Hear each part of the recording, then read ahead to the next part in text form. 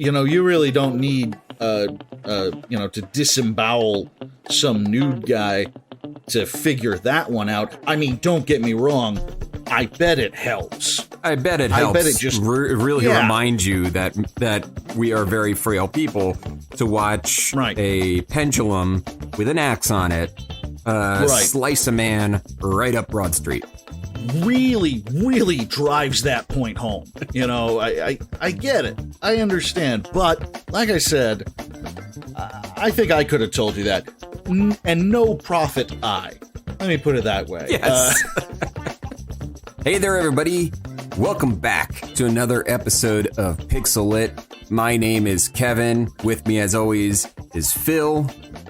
Hello. And today, we're talking about the next arc of the Bloodborne comics collected in the trade paperback of The Healing Thirst.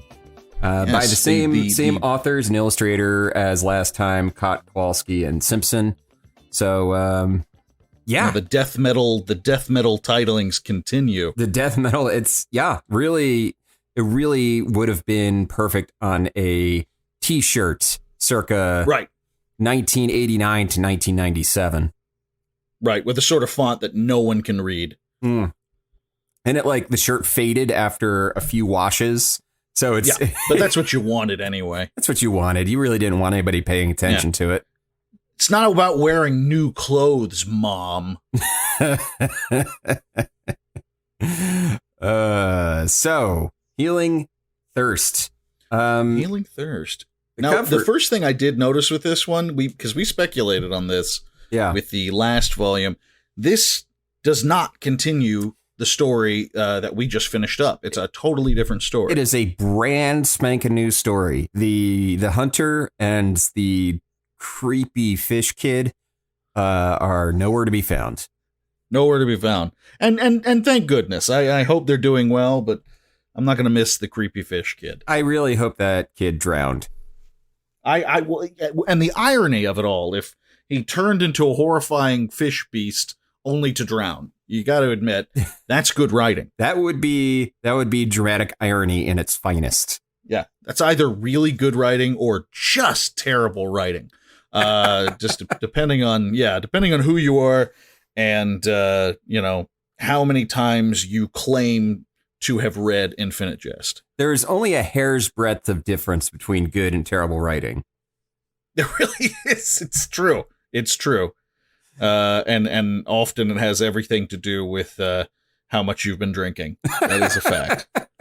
That is a fact. Hemingway has entered the chat. Yeah. Oh, wait. Hemingway left the chat. Okay. All right. That was quick. All right. They say he's a minimalist, but this is ridiculous. And that's the lit part of Pixel Lit. Right there. Sláinte. Literary references for the scholarly at heart. That's what we bring. That's what we bring to the table. So this story is about a scientist, a Mr. Science Man. It is. Well, it's about two people, but we were introduced to the scientist first. Right off the bat. Yes. And honestly, before we get too deep into it, I want to ask you, Kevin, about two specific things. Yes. Being that you know this game way better than I do. And I did a little research and that sort of thing, but I figured it would be better to just hear it from you. The two first things first, and I ask about these two things because they have everything to do with the entire storyline. The first thing is Old Blood, and the second thing is Ashen Blood. Sure. What are we talking about here exactly? So I'm actually not entirely sure what the Ashen Blood is referring to. Other than it's like some sort of diseased, it's like a bloodborne disease, right? Right. The Old Blood, though, specifically, and they talk a little bit about gods and what was found down below. The Old Blood comes from an eldritch god that is basically living below Yharnam. And it has like healing effects and that sort of thing, basically. Yeah, that's the thing, is that Yharnam basically became this city known for its ability to heal anything that illed you using the blood ministration, which is the application of the old blood into your system. And I'm here's the thing, I'm trying to recall as many of the details I remember from my time spending the great sage Vadividya. Yeah, your time in the shit. That's how I get it. And, after this, I might get back on my shit. Yeah. Well, I tell you, because that's the thing. It's like this stuff, the brief, because, it's good that you knew about the old blood, because I did more reading on the Ashen blood. Yeah. And I get the impression, basically, that this is a prequel to the events in Bloodborne. 100%. This is still... This might even be taking place before the first 4 issues. Okay, yeah, because the hunters are a thing, the healing church is a thing, but it's very new at the same time. It is not the Night of the Hunt, which is even though it's called the Night of the Hunt, it is specifically an untimed event. Basically, it just goes as long as it needs to go. And they make reference to the moon is kind of changing positions in the sky. The scientist makes reference to how it's like it's not behaving the way the moon should, basically. So yeah, there's the Night of the Hunt, which is endless until the hunt is over. It's sort of like winter in the Game of Thrones, the Song of Ice and Fire series. The winter is not necessarily a truly timed event. It just happens for however long it happens. Yeah, it's not. It's an event. Yeah, it's not one season or so many days. It's just it goes as long as it goes. Basically. Which is fascinating that Bloodborne kind of has that concept built into it, because the next game that Miyazaki and From Software are working on is called Elden Ring, and the world building and lore was written by George R.R. Martin. Absolutely, which I know more than a few geeks who are a little annoyed about that one. They're still... Especially now that we know how the Game of Thrones TV show ended, there are more and more people out there who are like, okay, George, we need you to redeem this, please. Yes, and he spent some of that time working on the new From Software game. So, right. So, yeah, so that it better be worth it, George. It better be goddamn worth it. But yeah, I just wanted to bring up those two things specifically because that they are basically the two most important things in this volume that might not be clear to our listeners what we're talking about when it comes to that sort of thing. And Ashen Blood, it feels a little bit like it's almost like an undead curse meets anemia. Meets the beast, but I don't know. That's the thing, is the confusion is also apparent in the characters, because the characters don't know what's going on either. Right. And that's the entire theme of the volume. Basically, our two main characters are a scientist and a priest, and they're both trying to figure out what is causing this illness, what could cure the illness. And so, yeah, they're in many ways just as confused by the whole situation as the reader might be. Yeah. They're very perplexed. So basically, it starts off with the scientist examining a corpse in the middle of the street. And a few hunters... he's real casual about it. And a couple hunters walk up to him and they're like, hey, buddy. In my heads, they sound like Patrick Warburton. Hey, pal. Hey, buddy. Hey, Peter. Hey, so this guy's afflicted, and you can't just go around the corpse there. I don't know. I got a little got a little Dennis Millery there. For Yeah, a second. it did start drifting into the Dennis Miller. But You can't just go in there and check on a corpse, babe. Babe. It's not really how this kind of town works. That's a reference that will get me. Coming, babe. Yeah, going around. He's going around. He's got so many corpses around. They're starting to call him Paul Pot back at the locker room. You know what I'm saying, babe? And that's an impression that will garner me absolutely no social currency in 2021. That impression is, I want to say, 30 years past its expiration date. It is lumpy. It is starting to smell. It is cheese now.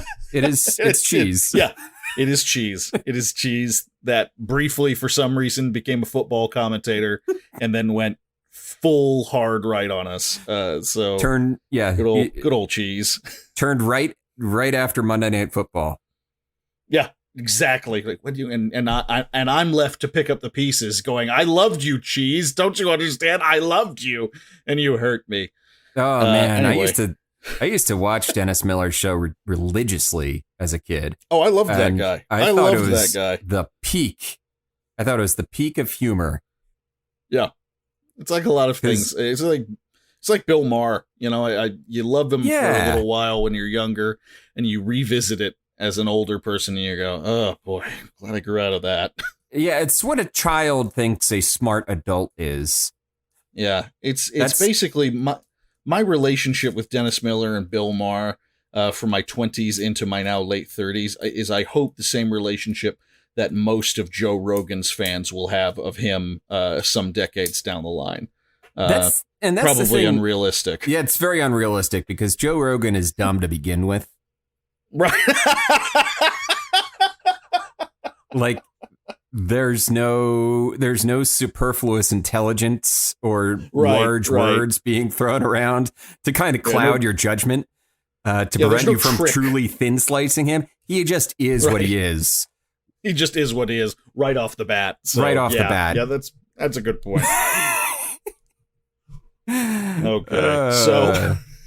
So insulting Joe Rogan, Dennis Miller, Bill Maher in episode 11. We're cooking with gasoline, my friend. Like, we are on it. Yeah, but you know what? Fuck them. They're all terrible people in very different ways. Right. As are many of the antagonists in Volume 2 of Bloodborne, the trade paperback graphic novel. Way to bring it back. Way to bring that runaway train, right back onto the tracks. God, I'm good. You are so good. I'm so good. So yeah, the scientist, we basically get a glimpse of him. You know, we get our introduction to him. He doesn't play by your daddy's rules. Right. He's gonna find out the cure to the malady that is afflicting his city, come hell or high water. And then it cuts to the priesthood, the what is it? The healing church. Yes, we are getting our first healing church characters, which is interesting. We don't really get much in the way of healing church characters or NPCs in the game itself. I believe there's one guy that is affiliated with the healing church, one NPC, but it's like the healing church has already kind of collapsed for the most part. When we get into Bloodborne itself.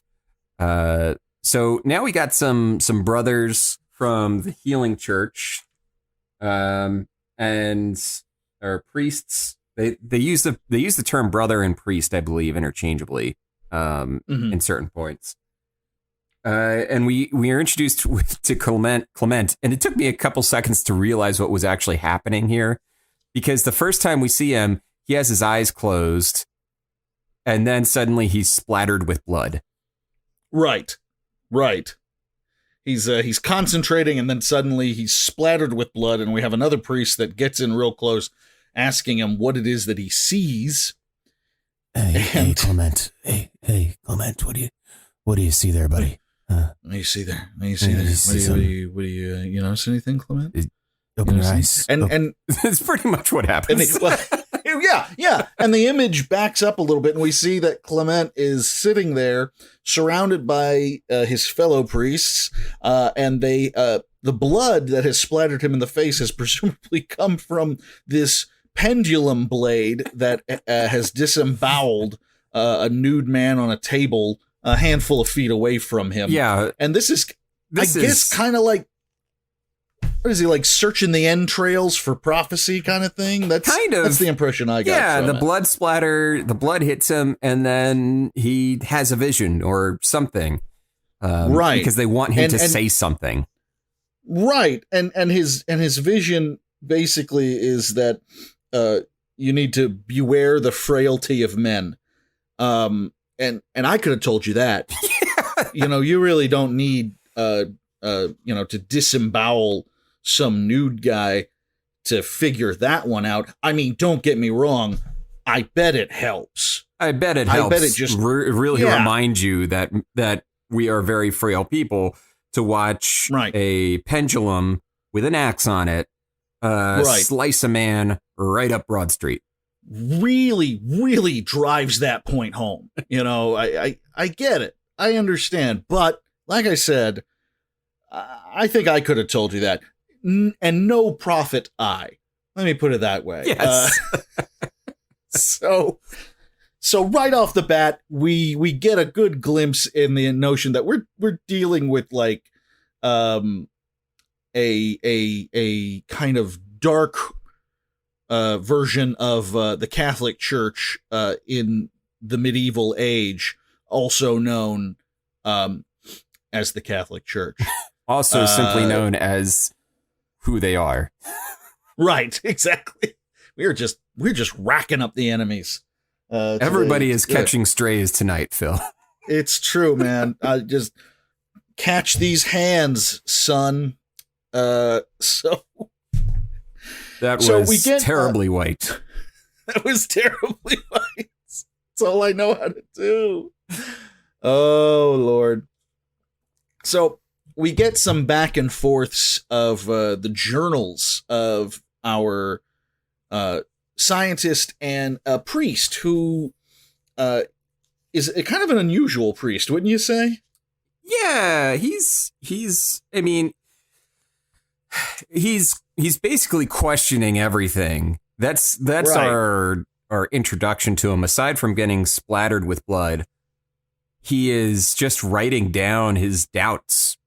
And that's kind of our first true introduction to him. He's like, I'm praying to the old gods, but this doesn't seem right. Right, yeah, right off the bat, we've got a doubting priest, which he's just, and I'll tell you what, he is not exactly being real open about it, and after I saw some random guy get splattered with a giant heavy blade, I don't blame him. Right. Keeping that shit to yourself seems like the way to go. But yeah, so we're seeing some parallels between him and the scientist. Both of them want answers. Both of them are kind of unsure about the church, at very least. Yes. And the priest is writing down that there's talk of purges happening, which is basically all the hunt is it's purge 1 through 4. Right. Is that all? Have there only been 4 purge movies? Actually, I can't tell you. I think there's a Forever Purge out right now. Sure. Yeah. So that's yeah. Yeah. That was a franchise that really picked up and went.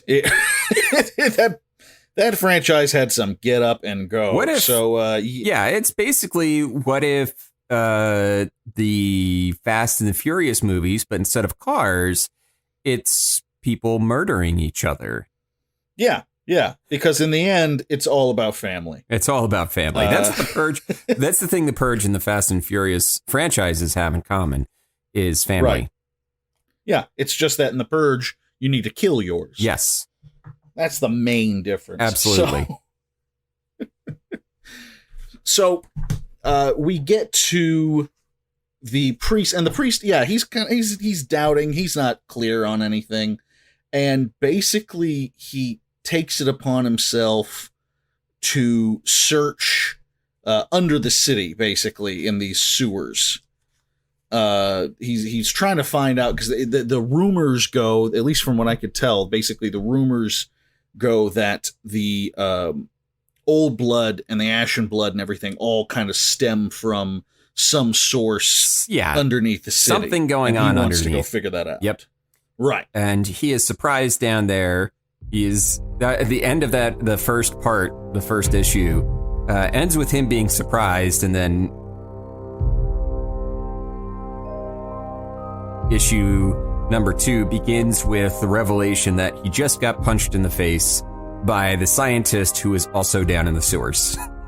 I love that, by the way, because the last you see of the priest in that issue is him looking off into the distance, holding a torch above his head. You're already getting like eldritch feels from a lot of the shit that's going on. Right. He's underground. He's in the sewers. Holy fucking shit. What horrible thing is he seeing? It's a scientist with long hair punching him in the face. A scientist with long blonde hair.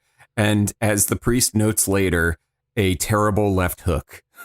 He points out, he's you're not really great at throwing a punch, which is another glimpse into the life that this guy used to have. Yes, the priest clearly has taken some on the chin. Right, much like Scott Farkas, he's taken it on the chin, and and he handles it well. He does, and they realize that while they are both down there kind of from two opposite ends of the spectrum, if you will, that it looks like they might both be down there for the same reason. Yeah. And that we have a real Bloodborne Dark Souls moment where the priest tells a joke, apparently. Yeah. Yeah, what was it? Hold on, certain I've got it. I remember this. May well begin in the soul, and then, and the scientist says, "Tell that to a syphilitic." And the priest goes, "I would, were he still coming to the mass, but he," and the scientist goes, "What?" And the priest says, "Fell off." But he fell off. And then the scientist says, "Ha." The priest goes, "Ha ha." And then they burst out laughing. Right. It's kind of the end of the Killing Joke. Like, they both start uncomfortably laughing kind of a lot. They're uncomfortably laughing, walking through these dark, creepy sewers together, only with a torch. But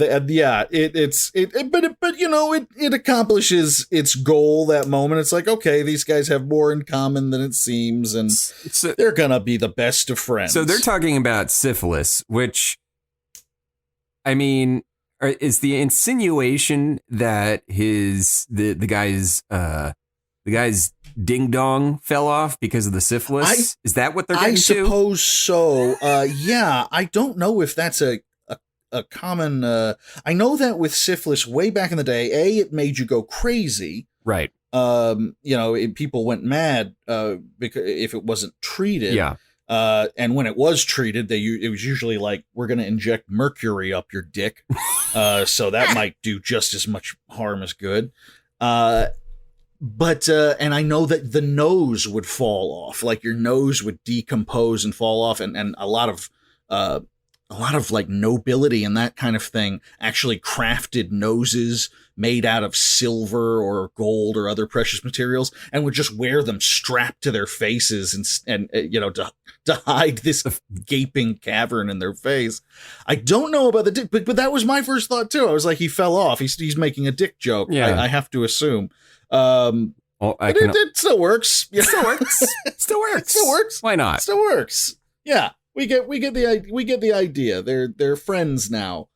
By the way, the ha ha ha is almost written, the styling of the letters. It's almost exactly like the end of the Killing Joke. It really is, isn't it? It's that like kind of unhinged, unrestrained Joker style ha ha ha. It's immediately what my brain thought of. It's without the implication that one of them broke the other one's neck, right, in the silence afterwards. It's a little unhinged, and it kind of, I gotta say, this volume is a lot more. It's way different from the one we just finished. It's so different for a lot of reasons that we're gonna get into, but this section here, because it's not just that. There are a couple of moments that they have in the sewers, starting with the punch in the face, and ending with that ha ha ha moment. And there are lots of little moments in between there where it's just weird, isn't it? Yeah. Like they've got a weird relationship. They're making kind of goofy faces at each other. Yeah. That high seriousness that existed 100% in the first volume of this series is not gone, not even close, because it does come right the hell back. Oh, sure. But there are no weirdly goofy moments like this in issues 1 through 4. No, Bloodborne. They just don't exist. Yeah, not at all. Basically, it's as if we got a 21 Yarnum Street, buddy cop. Yeah, yeah, a little bit. It's like, it's like he, it's Odd Couple style, it's like he's the atheist scientist and he's the doubting preacher, and they're gonna get to the bottom of what's causing people to turn into monstrous werewolves. Right. It's like tonight at 7 on UPN. They're gonna need a lot of blind faith. It starts Wednesday.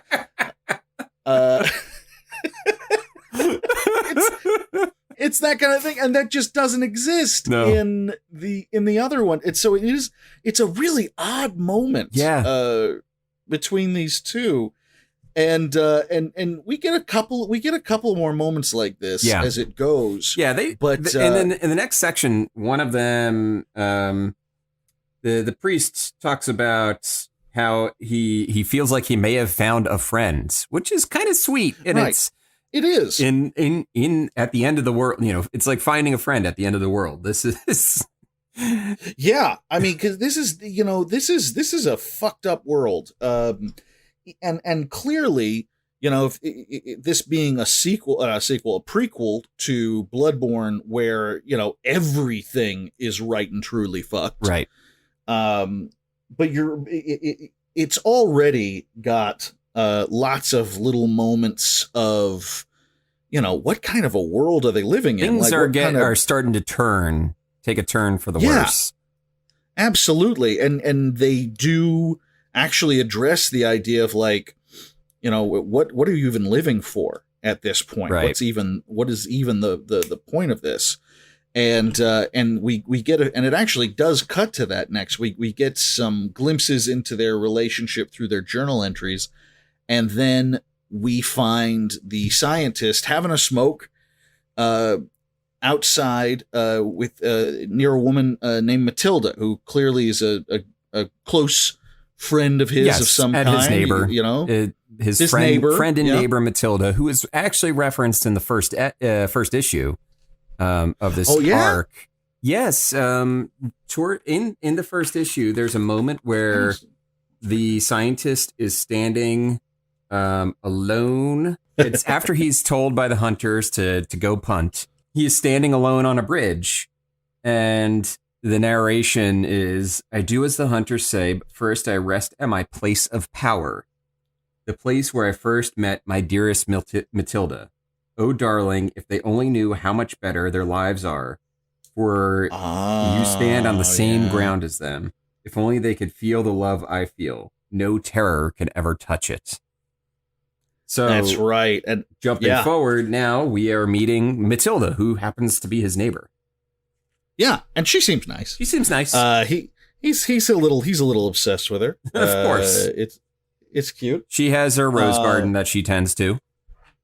And I liked that. That was the detail I was getting at. I think the rose garden is neat because, he says she's working on her garden. And he asks her how she's doing, and she says, concerned about the state of the world and grateful for what remains of it.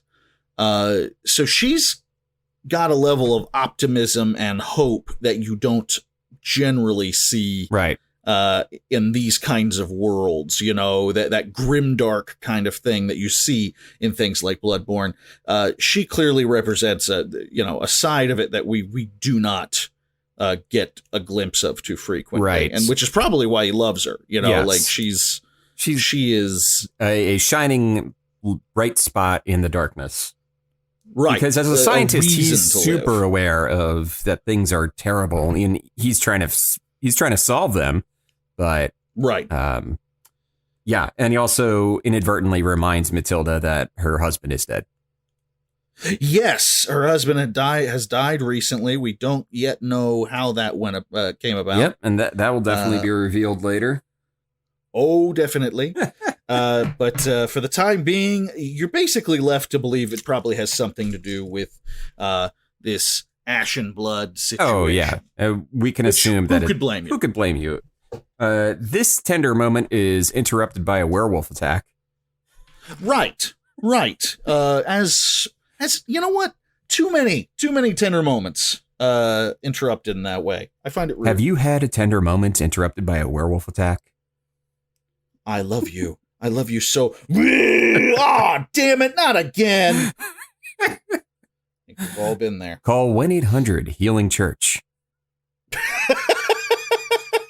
We'll dispatch one of our hunters right away, so you can have the peace of mind that your tender moments will not be interrupted by a horrible, horrible werewolf.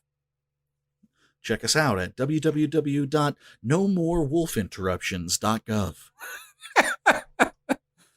I'm going to see if that website is actually owned. And by that URL. So yeah, the hunters. Nope. Hey, it's not owned. Oh, hey, maybe I'll snap that one up. We're gonna have to pick that one up, I think. Yeah. So the hunters save them, and yes, Alfredius, the scientist, he gets a face full of blood.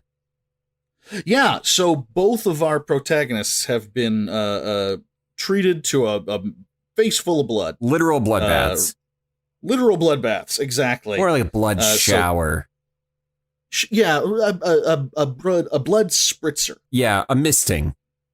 Misting. Yeah, there you go. That makes more sense. So we get parallels between the two of them and what they're dealing with, and we get a glimpse of the hunter, basically telling them, nothing to see here. All is well. He's basically giving them the all is well that Kevin Bacon gives at the end of Animal House.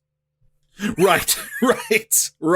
And treats himself to a nice big mouthful of some vial of red liquid. Yeah, that's 100% a blood vial, which is what the hunters use to keep themselves at the top of their game.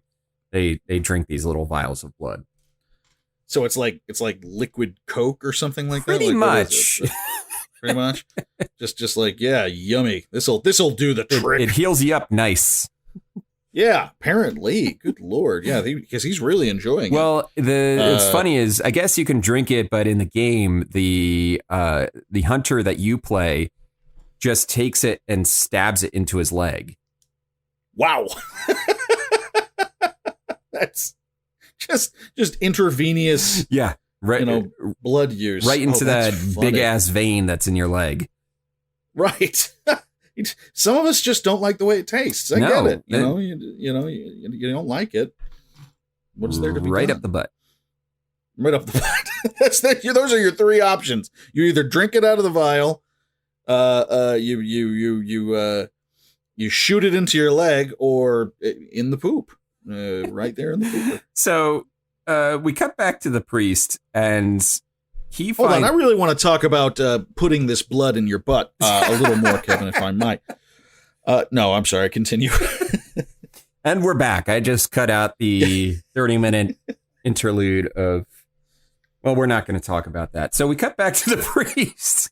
I think everyone will be grateful in the end. Yeah. And apparently one of the other priests decided to burn the body that the priest had. There was a hunter, basically, that was decaying from ashen blood that he had down in the basement. And one of the priests just decided to throw it into the incinerator. Just get rid of it. Just get rid of it, which is a bummer because the priest was like, yeah, I was looking at that.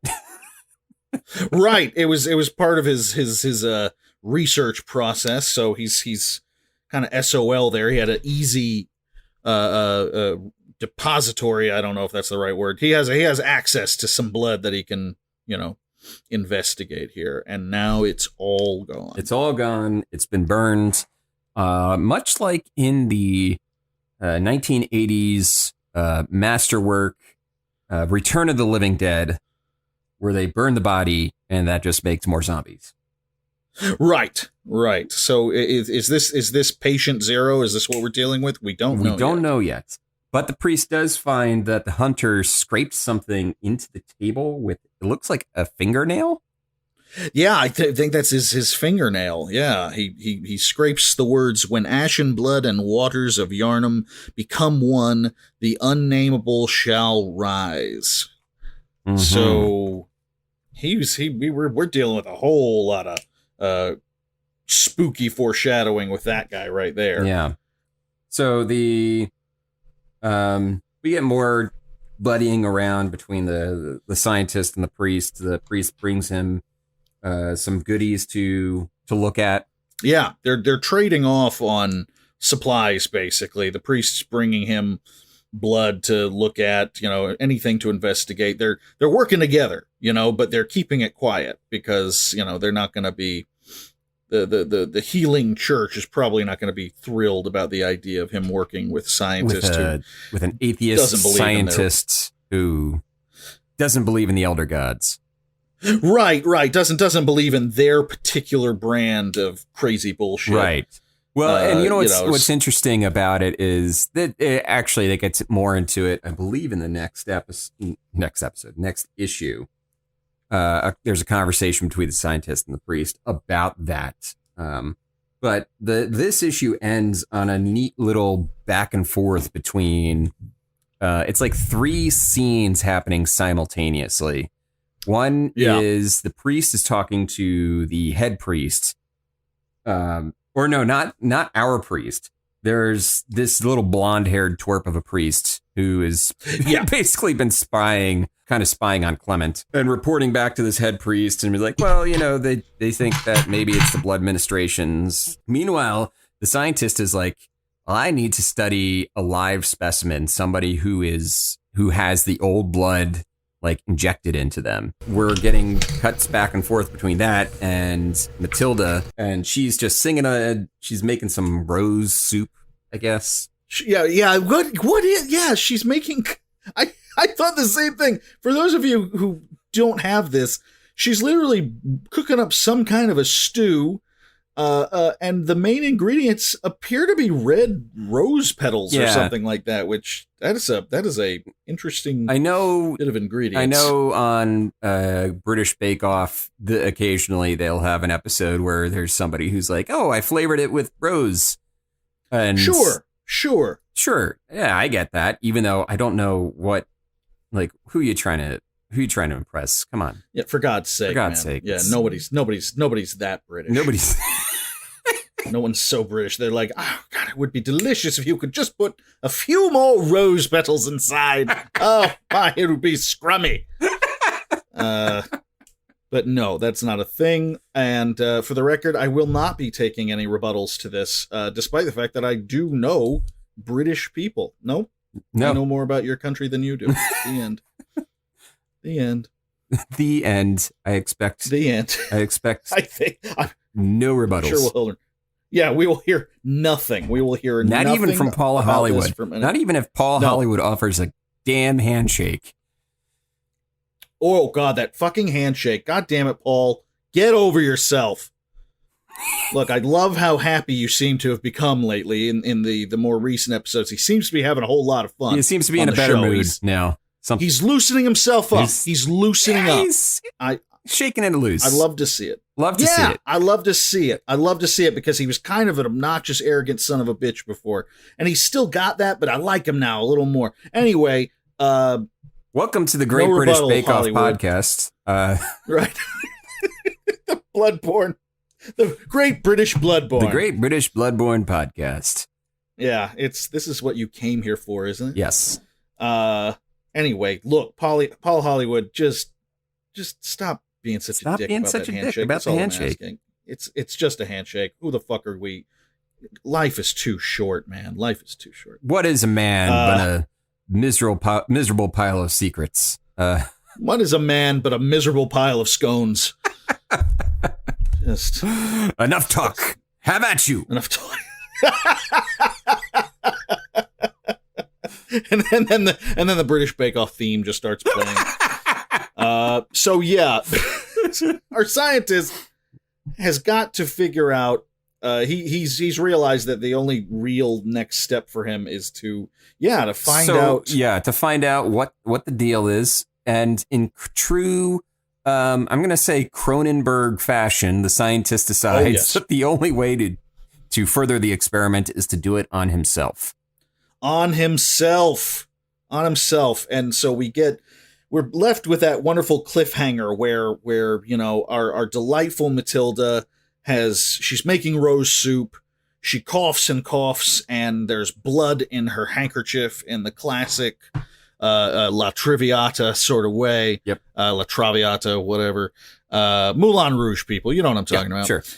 And our good priest, has found out some sort of dark secret in the blood ministration index. It's clearly labeled. Yep. We don't know what it is yet. We also know that the bad priests know what's going on now, and they're going to be gunning for him. And then finally, Cronenberg. He Cronenbergs himself, and I just love the face that the bad priest is making at the end there. And you could just I can hear his jowls moving as he says this. There's no reason to fear the old blood. There's no reason to fear the old blood. He's got these wide open eyes and the fat jowls, and it looks like the most horrifying introduction to a children's show you've ever seen. It's not great. It's not great. And you know what I just realized is I would like a Bloodborne comic, but illustrated entirely by the artist who did the covers for Scary Stories You Tell in the Dark.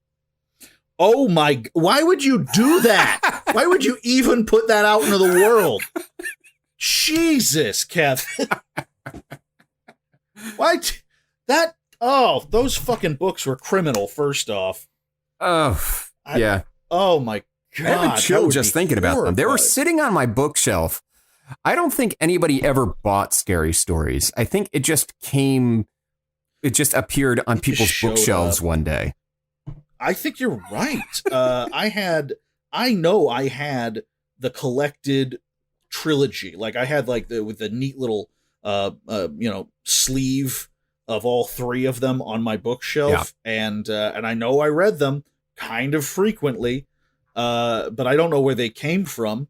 They were the truest example of that thing that fucks with you, that you can't stop messing with, right? Like when you find out what happens when you slide a penny along one of your fillings, and you're like, oh God, Jesus, why that? I'm never doing that again. And then 5 minutes later, you do it again. Yeah, I've never heard of. What is that? What does that do?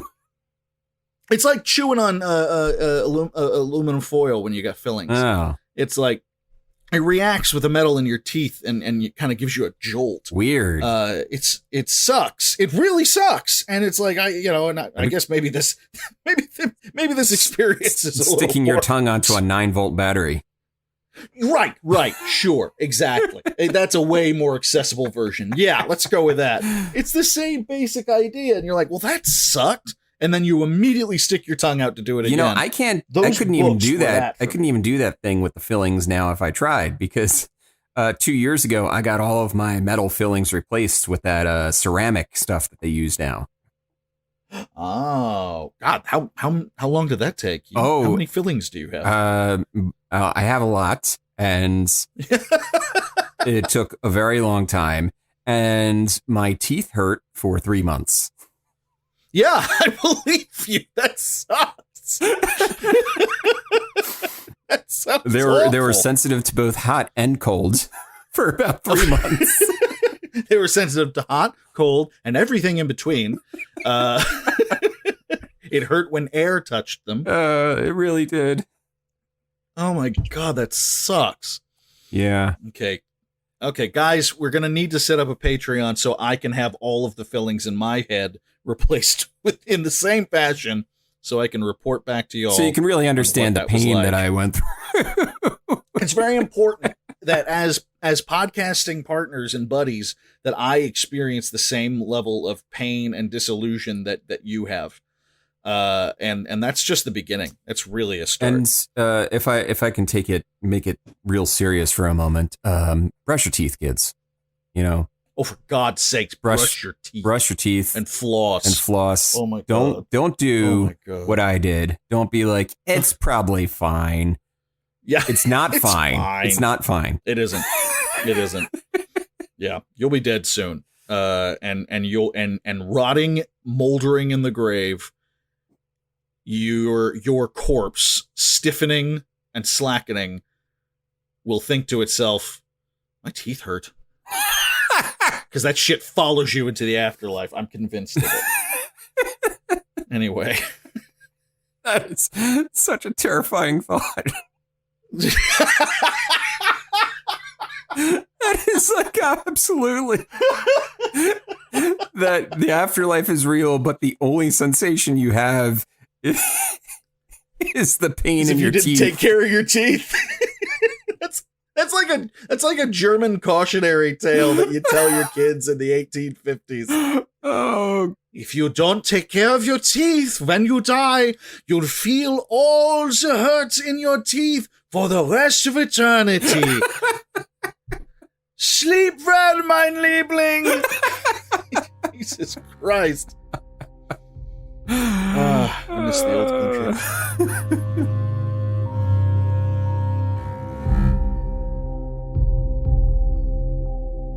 Well, we start with a location shot of a church. It's lovely. I really do love the way that, and I think we mentioned this in the last the last episode, but the artist does such a good job with the landscapes and the architecture. The people are fine. It goes back and forth, but goddamn, this artist is clearly having so much fun drawing the world that they're in, and I think that's really valuable. Were you put off by the chicken? Yes. Oh my God. Yes, absolutely. It's so gross. Yeah. I mean, it looks like it could be chicken piccata, but it also looks like it could be a fetus. It could be anything. It is unsettling. Or a stomach. Oh yeah, just awful. Like just some sort of organ. What Kevin's talking about, guys, is we come back to the church. We come back to our head priest. He is ordering the shrimpy little squirt of a brown noser priest who's been spying all this time. He's ordering him around and telling him, basically they're going to be like taking people in, but only for a little bit. Yeah. Basically, he's making sure that any good deed that the church does, it doesn't affect their bottom line too much. Right. And while he's doing this, he is sloppily eating some piece of meat that is leaving smears all over his knife and his chin. He's got it on his chin. He's probably talking with his mouth full, and he's like, "They must find their own salvation. The healing church is the way." He sounds like that's exactly what he sounds like. Bane in the Harley Quinn cartoon. For only a day to sleep, to rest, they must find their salvation. And I'm going to finish this weird piece of meat? Is it chicken? Is it a stomach? Or is it some sort of fetus fish creature? Find out in issue 5. Spoiler alert, there's no issue 5. It's horrible. It's terrible. It's really gross. I mean, it's like, on first glance, it could be chicken piccata. Sure. If that's a thing. Oh, it is a thing. In this world. Oh, in this world? I don't know. I know what... God damn it, Kim. I know that chicken piccata is a thing. Chicken piccata is... Oh, it's totally a thing. That exists. Mm-hmm. Mm-hmm. Well, you'd better put your recipe down. That's absolutely going on the website. We're going to share our favorite chicken piccata recipes. Yep. Although I am more preferential to chicken franchise, but So he's eating this horrible thing, but we do finally get back to our main guys, our priest and our scientist. And they're having the conversation that I was referencing earlier. They're talking about how the church is at fault. This is the church's fault. And they make the reference to, we should have never descended underneath the city. Yes. And yeah, they reference some sort of historic moment. Yeah. In the city's, oh no, we're talking about them. Yeah, sorry. But they're, just something, they're talking about the history of the church, and what is it he said? It's so interesting. He says this ashen blood thing showed up, and then, like, out of the clear blue sky, the church just happened to have an answer to it, a solution to it. And that doesn't seem like a coincidence. And the priest, despite the fact that it's pretty clear at this point that he's not really on the church's side so much, he still kind of defends himself. It defends the church in a little bit. He defends the beliefs of the church. And this is something that, it's one of those things that you can kind of get into with the whole Catholicism issue, where people will defend, well, at its core, the beliefs are sound, and I don't necessarily agree with that, because of a lot of issues that the stances the church has. But people can argue, oh, well, the beliefs are sound. It's just, some bad people within it that are ruining some bad apples. Yeah. Even though a few bad apples spoil the bunch, nobody ever really finishes their train of thought with the bad apples thing. They never finish the metaphor, do they? No, they don't. Funny that. So yeah, I like this little scene where he goes, so you don't believe in the old gods despite their clear presence. And he's referring to the things that were discovered below the city, the old god that was discovered below the city. And the scientist has a pretty nice retort that I believe in the things that are below the city, but I don't know if we should actually be calling them gods. Right. Which is, fair. It's fair. And it's like people, I feel it's like it's a very obvious stance to take for somebody in a Lovecraftian story to be like, well, it's a thing. It's certainly a creature. I think we're assigning a little bit too much by calling them gods. Right. That's a whole lot right there. That's a whole. There's a lot of baggage assigned with gods. It's a creature, and it's not from here.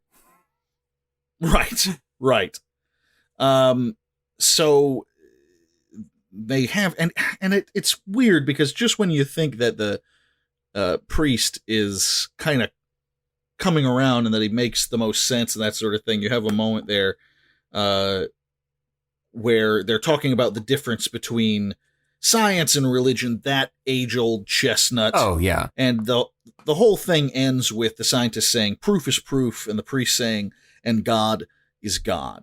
Yeah. And I don't know what that means. I don't know what it means either, but the scientist claims that it was an opening in his argument in the next page that Clement basically wins the argument. Yeah, he succeeds the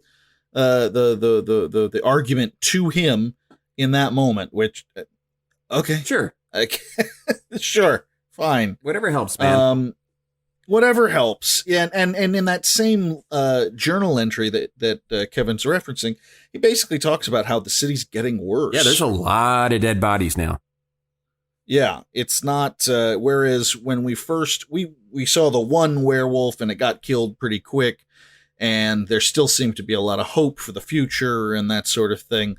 The city is not doing as well anymore, and more people are dying, and it's not looking great.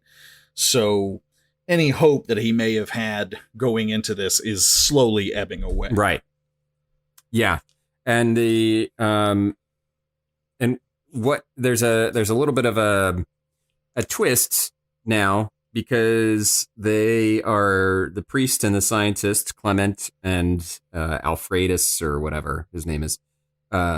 They're discussing, and Matilda shows up, Yes. having fallen deathly ill. And she shows up at the scientist's door, and he basically realizes that he's just this is what I have to do. You know, any feeling in terms of saving the world, he felt like the world was getting worse, and I can't save the world. He has But that I can moment save of doubt. her.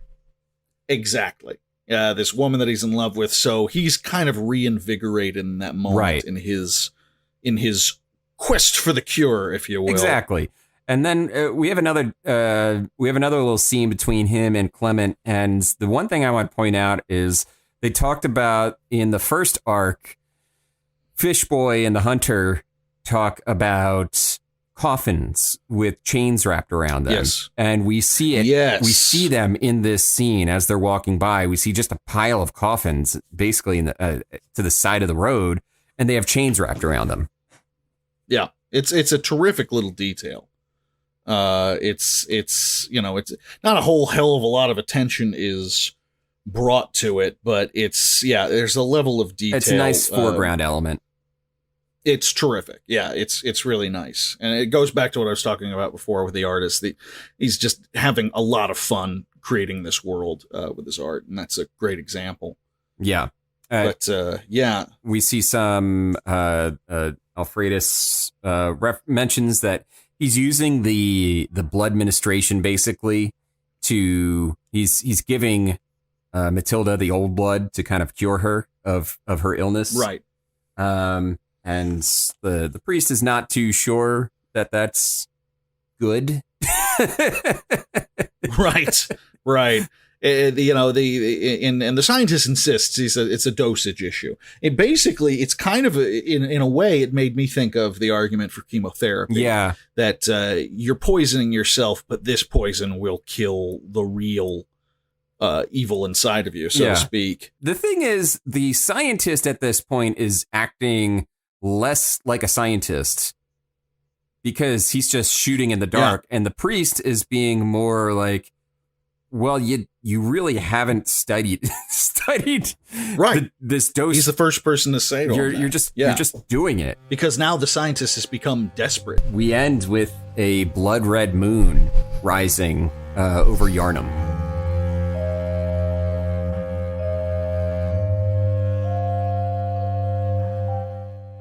We have this blood red moon, and the narration is ominous. We believed we could stop hell from descending on our land. And in the streets are empty.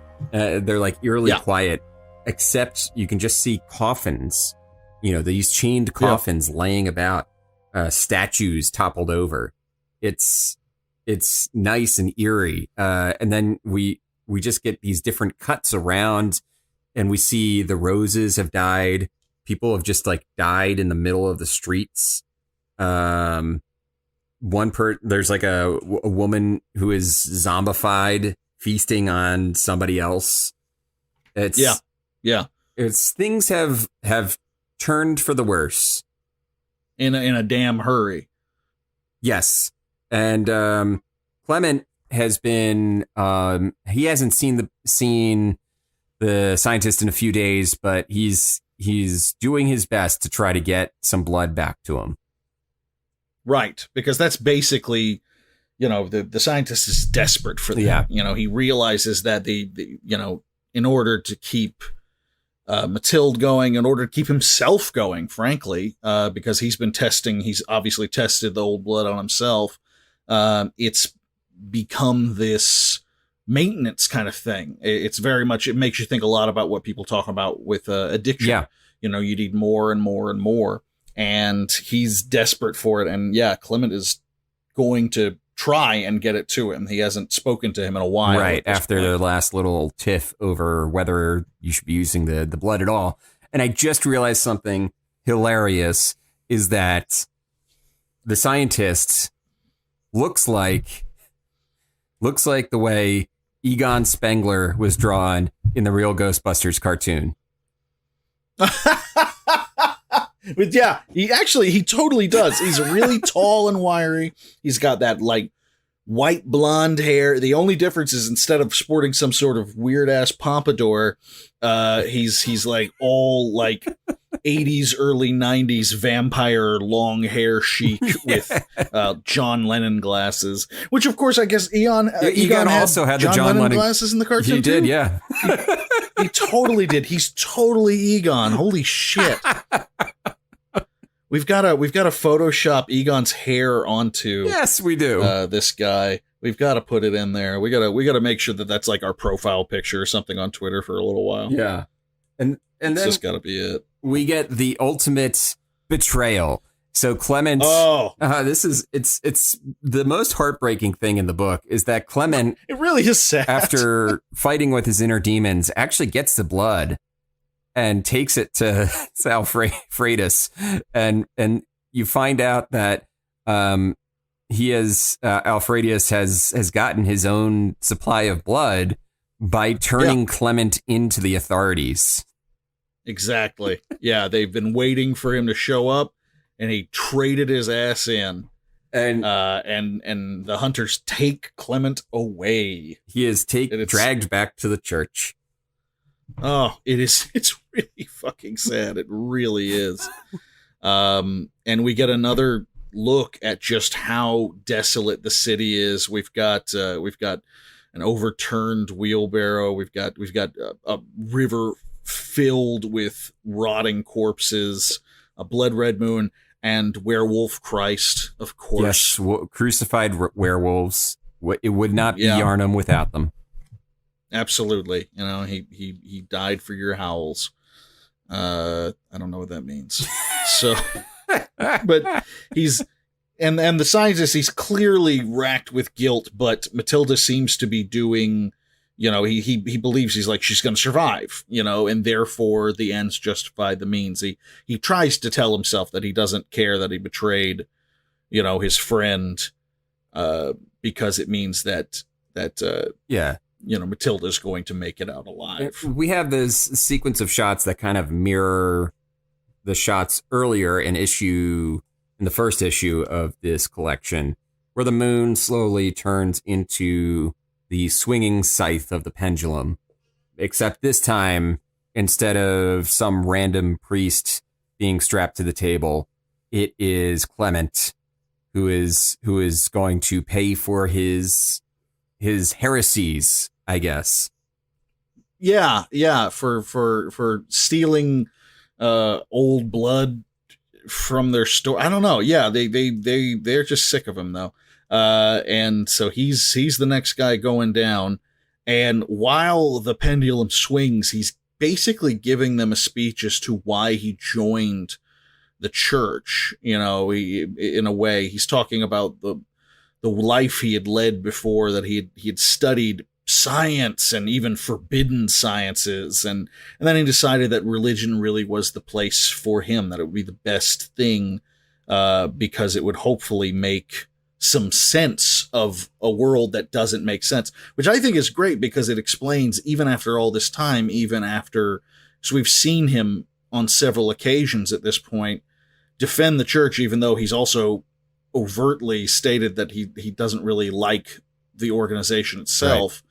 We get an idea as to why he's doing this. He's he's looking for sense in a senseless world. Yeah. And then his speech and presumably his life, and I hope these are his last words, end with, and Kevin, do you want to read these? These Sure. are, because these are some of the best goddamn last words I've ever heard in my life. He does all that stuff that you just said, and then he finally, there's a turn in the speech, and he says, it was important for things to finally make some semblance of sense, but none of this makes sense, does it? We are just vessels, buckets of blood spilled and refilled. And his final words are, I hope you all die screaming. That's just metal as fuck, bro. That is tremendous. That is Clement. some fucked up shit, man. Oh my God. That is metal as fuck. And presumably he gets, spatchcocked on the pendulum there. But holy fucking shit. That's just they could have named this volume instead of the healing thirst. They could have called it, I hope you all die screaming. Yes. That would have been an amazing name for it. Oh shit. Yeah. So his fate is sealed. Yeah.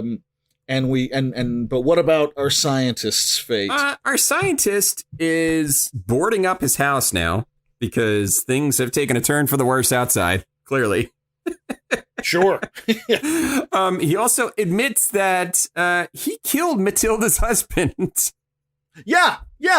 Matilda's husband, that whole thing. He didn't die of the ashen blood or Pushed whatever. him off a bridge. He pushed him off a bridge. Presumably just because he wanted to be with Matilda. And he says, he's like, I hated that guy. I fucking hated that guy. Like, he just sounds like the guy was a jerk. And maybe he was, maybe he wasn't, but he pushed the guy off a goddamn bridge. So we're understanding that he has admitted this to Matilda. And as he's stacking the boxes to basically block the door, so the people outside, whoever's outside, can't get in. Mm-hmm. He says, thank you for forgiving me. Yes, you understand. Good. Perhaps not the time for a walk. Maybe later. Yes. No, maybe not today. Maybe tomorrow. Maybe yes. Hell is here, but we shall outlive hell and we shall rebuild. For this is the purpose of science. And then we get some wobbly text from behind him as we see Matilda descending the stairs. We never get a good look at her, but she says, my dear, I'm healed. As she appears behind him. And yeah, you're right. We don't get a great look at her, but we do know from a page or two previous, it's beautiful, unreliable narrator stuff, because he says Matilda is in a state of profound recovery. And the picture of her is clearly dead. Yeah, she looks very dead. She is super dead. In her bed. So when you find her behind him saying I'm healed, probably less good news. Yeah, it's very much you would hope. It's very much I'm healed in the sense of Pet Cemetery, bringing your loved ones back from the grave. Exactly. Very Pet Cemetery, actually. So, and that concludes volume 2 of Bloodborne.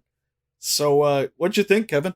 Totally different than the first volume, but I really enjoyed it. I really enjoyed this was a lot more plots. There was a lot more plot and character moments in this than in the first volume. The first volume was very, it was almost more ephemeral and artistic and thematic. It's like just this, about this journey through hell, more or less. And this one is we have real grounded characters that we understand a lot about. The hunter and the kid in the first one, we don't know much about them, but Clement and Alfredus, we know who they are. We know what kind of motivates them, and we can track their character change from beginning to end. Clement is this man of faith who but he's clearly got something gnawing at him with how everything is going down. And by the end, he sees everything pretty clearly for what it is. Like, yeah, this is all chaos, and it's the church's fault. Right. And whereas our scientist, who's supposed to be the voice of reason and logic and that sort of thing, goes down this desperate, spiral to the point where he's not even willing to accept the reality of the situation. Yeah, he loses his mind to the desperation, and he really reminds me of. I feel like there's any number of characters in zombie films that there's these characters that they just they start out as maybe a voice of reason, but by the end they are the most unreasonable of characters. Totally. Yeah, no, I totally agree. It's a great example of who can you trust and that sort of thing. Who can you trust? Whose opinion right can you actually value in a world like this? And one? I think what's funny is it doesn't matter. Ultimately, it doesn't matter. No matter what these two characters discovered, neither of them were going to stop what was coming. No. And it's a good prequel in that sense where, you knew that if you played the game, if you know anything about, that, they're not going to, there's no like really overt happy ending to be had here, but you're still hopeful. You're still hoping something, good can come out of all of this mess. And the one good thing that comes out of the whole mess is it's a good story. It's a pretty good story. It's a pretty good story. I think that's the most you can hope for in a situation like this. That's all you can really ask for. Yeah, that's all you can ask for. It made me think of comparing this to the first volume. It made me think of this little show. It's called Game of Thrones. You ever heard of it? No, I've never heard of it. Super indie. But the whole thing is with certain episodes, there's always a tone. Yeah. At least there was. The large, the large world outside. Sure. That's always there, no matter what. But some episodes of Game of Thrones would be, war and bloodshed and action and that kind of thing in this huge, dark, grimdark world. And then other episodes, it felt like were very slow and contemplative and thoughtful and that sort of thing. And I feel like Volume 1 of Bloodborne was one of the more action, monstery, personal journey kind of things. Whereas this volume, we got one werewolf and he lasted for like a page. Right. Exactly. So this is volume 1 is John Beyond the Wall. Right. That's exactly it. And volume 2 is like, the Lannisters in their tent talking about, letters, why they always pay their debts or something like that. Letters. One betrays the other. Right. It's dark and sad and violent in certain ways, but not in the same way that the first volume was. So I'm really impressed. Yeah, me this too. writer, because it's all the same writer. All the same writer, and shown very wildly different tones in these different four sets, 4 issue sets of book, and I like it. I do too. It genuinely, now that we've read the second one, I mean, after we read the first one, I was curious. I was like, I wonder if we're going to get a different story. That's kind of cool. That's interesting. And now I'm like, oh shit, I need to know what the next one is. Yeah. Like, I need to know what kind of thing we're going to get out of this. Yeah, and from the cover, I believe it is going to focus on, Eileen the Crow. Is just my guess. But we'll see when we read it. It's a good name. Yeah. It's a good name. Yeah, so I'm looking forward to these. We've got 2 more of these left. And the difference between reading these and a novel is they go by a lot faster. They sure do. It's a damn shame. This is good. It's really good stuff. Well, I think that about wraps it up. If you feel like you want to hear from us more often, you can always follow us on Twitter at PixelLitPod. We tweet there. Mostly Phil tweets there. So if you want brief little jokes about, I don't know, pixel lit type stuff, yeah, head over to our Twitter account. All right. Or even better, if there is a book or graphic novel or something based on a video game, or as we've mentioned recently, video games based on books. Yeah, because why not? Why not, man? Why not? If you've got something that you really want us to read, we want to tell us, man, because we're always looking for stuff, and we're happy to hear it. So yeah, find us on Twitter. That's the easiest way to get a hold of us.